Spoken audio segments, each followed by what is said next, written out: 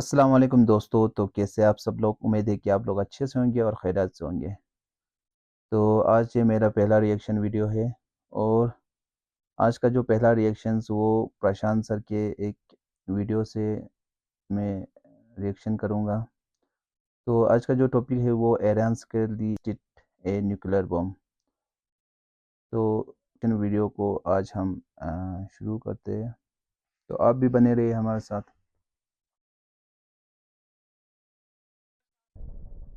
नमस्कार and welcome you all to Study IQ. मैं हूं प्रशांत धवन। नाउ दुनिया में अभी के लिए अगर हम देखें तो 9 देश है जिनके पास ऑफिशियली न्यूक्लियर वेपन्स हैं। यहां पे आप देख पाओगे इनके नाम। नाउ दुनिया भर में इस बात को लेकर आर्टिकल्स पब्लिश हो रहे हैं कि क्या 10वां देश ईरान बन चुका है। क्या ईरान ने रिसेंटली सीक्रेट तरीके से एक न्यूक्लियर वेपन अंडरग्राउंड टेस्ट कर लिया है। और रीजन देखिए, ये स्पेकुलेशन का, ये शक का इसलिए बनता है क्योंकि रिसेंटली ईरान के एक ऐसे इलाके में जहां पर भूकंप आते नहीं हैं, वहां पर एक बड़ा भूकंप आया है।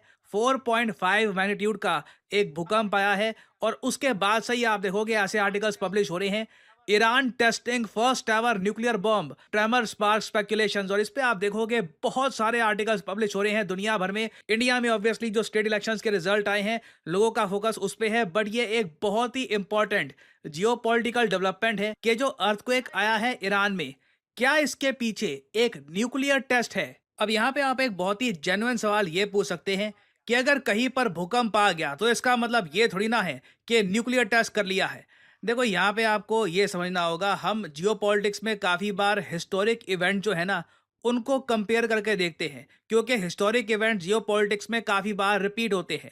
अगर हम जाएं साल 2013 में, नॉर्थ कोरिया को उस वक्त दुनिया भर की कंट्रीज ने वार्निंग दी थी कि न्यूक्लियर टेस्ट मत करना। मगर अचानक से क्या होता है कि 2013 में नॉर्थ कोरिया का जो कोस्टल एरिया है, यहाँ पे आप देख सकते हैं, ये जो इलाका है नॉर्थ कोरिया का, इधर एक भूकंप आता है। इनिशियली सबको लगता है कि अच्छा ठीक है, अनयूजुअल है वैसे, नॉर्थ कोरिया में यहाँ पर इतने भूकंप आते नहीं हैं। बट लोगों ने कहा कि हाँ ठीक है, एक भूकंप आ गया होगा। मगर उसके बाद जापानी साइंटिस्ट ने अच्छे से डेटा चेक किया इस भूकंप का, और उनको ये पता लगा कि ये कोई नॉर्मल सेस्मिक एक्टिविटी नहीं थी। कोई टेक्टोनिक प्लेट आपस में नहीं टकराई है, कुछ धरती के नीचे नहीं हुआ है। ये भूकंप एक्चुअली धरती के सरफेस से 9 से 10 किलोमीटर नीचे हुआ है। ये एक मैन मेड एक्सप्लोजन था। नॉर्थ कोरिया ने चुपचाप एक न्यूक्लियर टेस्ट कर लिया है और उसकी वजह से भूकंप फील किया है पूरे रीजन ने। ये भूकंप by the way China, south Korea, Japan, तीनों कंट्रीज ने फील किया था। और इसके बारे में एक लिटरल विकिपीडिया पेज बन गया है, क्योंकि उस टाइम मैं आपको बता दूं, दुनिया चौंक गई थी। लोगों ने कहा कि नहीं, हाँ अर्थक्वेक ही होगा, न्यूक्लियर टेस्ट कैसे हो सकता है। बट यहाँ पे आप देख पाओगे, इस विकिपीडिया पेज पे लिखा है कि नॉर्थ कोरिया के अनाउंस करने से पहले कि इन्होंने न्यूक्लियर टेस्ट किया है, बाद में नॉर्थ कोरिया ने खुद ये बात एडमिट भी कर दी थी। इनिशियली सब लोग यही मान के चल रहे थे कि ये किसी टाइप का ट्रेमर है, कोई भूकंप हुआ है। तो सेम चीज यहाँ पर लोग मान के चल रहे हैं कि मे बी ईरान में भी यही हुआ है, क्योंकि जो लोकेशन है ना अर्थक्वेक की, ये जो लोकेशन है, यहाँ पर यूजुअली भूकंप आते नहीं है इन ईरान। नाउ यहाँ पे ऑब्वियसली आपका एक सवाल ये आएगा कि क्या 2013 में जो नॉर्थ कोरिया में हुआ था, क्या हम 100% कंफर्मेशन के साथ कह सकते हैं कि सेम केस है ईरान का? अगेन नहीं। मैं आपको बता रहा हूँ, दुनिया में इस बात को तो यहाँ लेकर पे मैं बहुत थोड़ा सारा सा जिज्ञासा रोकूंगा। है, इंटरेस्ट है कि लगातार तो अर्थक्वेक यहाँ पे क्यों आए थे। प्रशांत सर, जो नॉर्थ कोरिया 2013 में जो नॉर्थ कोरिया ने न्यूक्लियर टेस्ट किया था उसका जो कंपैरिजन है वो ईरान के न्यूक्लियर टेस्ट से कर रहे हैं जो अभी रिसेंटली उन्होंने किया है। तो आगे और देखते हैं। आए थे ईरान में। ना इजराइल में भी एक अर्थक्वेक आया था, बट इजराइल एक ऐसी लोकेशन पे है जहां पे काफी बार अर्थक्वेक आते भी हैं, और इजराइल के पास न्यूक्लियर वेपन्स हैं, ये दुनिया को पता है। ईरान की न्यूक्लियर टेस्टिंग एक ज्यादा बड़ी न्यूज बनेगी दुनिया भर में, क्योंकि अभी तक ईरान के पास न्यूक्लियर वेपन्स है नहीं। और आप अगर CIA की तरफ से जो स्टेटमेंट्स आ रही हैं वो देखोगे, तो अमेरिकन ये कह रहे हैं, there is no evidence Iran has decided to rush towards building a nuclear bomb. Now American की जो ये स्टेटमेंट है ना, इसको मैं इतना ज़्यादा, मैं कहूँगा, क्रेडिबिलिटी के साथ एक्सेप्ट करता नहीं हूँ। क्योंकि आपको पता होगा, भारत ने जब पोखरण किया था उससे पहले अमेरिकन को पता लगा नहीं था। हमने जब पोखरण किया उसके बाद ही इनको पता लगा। सेम केस नॉर्थ कोरिया के साथ था, सेम केस पाकिस्तान के साथ था, कई कंट्रीज के साथ था। जब कंट्रीज न्यूक्लियर एक्सप्लोजन कर देती हैं सीक्रेटली, उसके बाद ही US को पता लगता है कि हाँ न्यूक्लियर एक्सप्लोजन हो चुका है। ना ये तो हमने बात कर ली है सारे प्रीवियस इश्यूज की और जो पॉसिबिलिटी है कि ईरान के पास न्यूक्लियर वेपन्स आ चुके हैं। अब बात करते हैं उन लोगों की जो कह रहे हैं कि अभी भी ईरान के पास न्यूक्लियर वेपन्स नहीं आए हैं। ना देखिए, ईरान के जो सुप्रीम लीडर हैं अली खमेनी, जिनकी फोटो यहाँ पे आप देख पा रहे हैं, ये ईरान के प्रेसिडेंट से भी ऊपर है। He is the supreme leader of Iran और काफी हद तक ये एक रिलीजियस फिगर भी है। इन्होंने देखो 1990s में बताया जाता है एक स्पीच दिया था। उस स्पीच में इन्होंने ये कहा था कि ईरान कभी भी न्यूक्लियर वेपन्स बनाएगा नहीं और यूज नहीं करेगा। इन्होंने एक्चुअली एक फतवा दिया था न्यूक्लियर वेपन्स के अगेंस्ट, जो प्रॉपरली डॉक्यूमेंटेड भी है। और काफी बार जब यूएस ईरान के बीच में बातचीत हुई है ऑफिशियल लेवल पर, तो ईरान की तरफ से जो रिप्रेजेंटेटिव्स थे, फॉर एग्जांपल मैं आपको बताऊं, हसन रूहानी का नाम आपको याद होगा। हसन रूहानी ईरान के प्रेसिडेंट थे और कुछ ही समय पहले हेलीकॉप्टर क्रैश में उनकी मौत हुई थी। तो हसन रूहानी वो आदमी थे जिन्होंने वेस्टर्न कंट्रीज को बार बार ये बताया कि ईरान कभी भी न्यूक्लियर वेपन्स यूज नहीं करेगा, क्योंकि अली खमेनी का एक फतवा है कि कभी भी न्यूक्लियर वेपन्स यूज नहीं करने। लिटरली इन्होंने ये कहा था कि न्यूक्लियर वेपन्स ये हराम है, दे आर अन इस्लामिक, और इसलिए इनका इस्तेमाल नहीं किया जाएगा। नाउ अब इसको लेकर देखिए बहुत सारी स्पेकुलेशन है तो यहाँ पे कि मैं थोड़ा सा ईरान और क्या रोकूंगा। जेन्युइनली इस फतवा को फॉलो करेगा। यहाँ पे क्या ईरान प्रशांत सर कह रहा है कि हसन रूहानी प्रेसिडेंट था पहले के। तो हसन रूहानी नहीं था, वो इब्राहिम रईसी था, वो क्रैश हो गया था।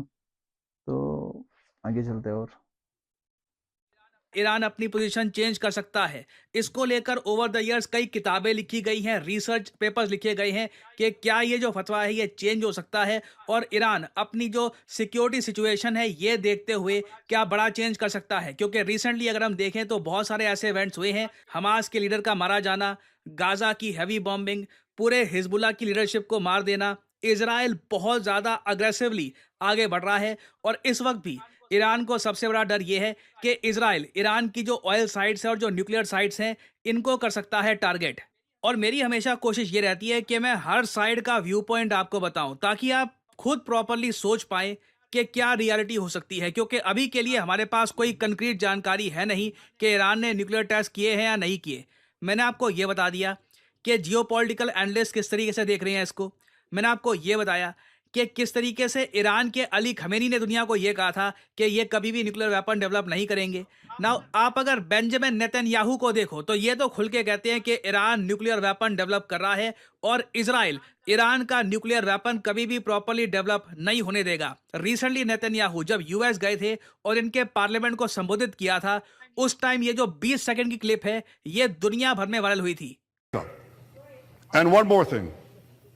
When Israel acts to prevent Iran from developing nuclear weapons that could destroy Israel and threaten every American city, every city that you come from, we're not only protecting ourselves, we're protecting you.